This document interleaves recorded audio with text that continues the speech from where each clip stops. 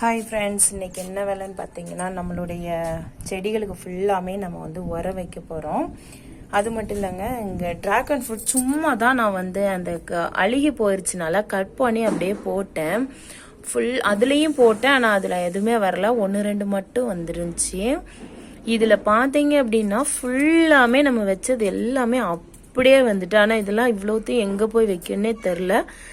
அவ்வளோ வந்துட்டு சரி 1-2 நம்ம எடுத்து தனியாக வச்சு பார்க்கலாம், அந்த பெருசாக வந்திருக்குது அப்படின்னு சொல்லிட்டு தான்.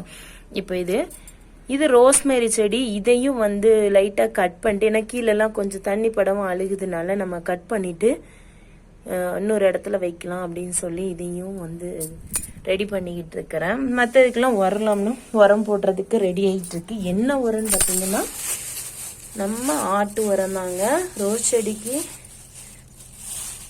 சரிங்களா?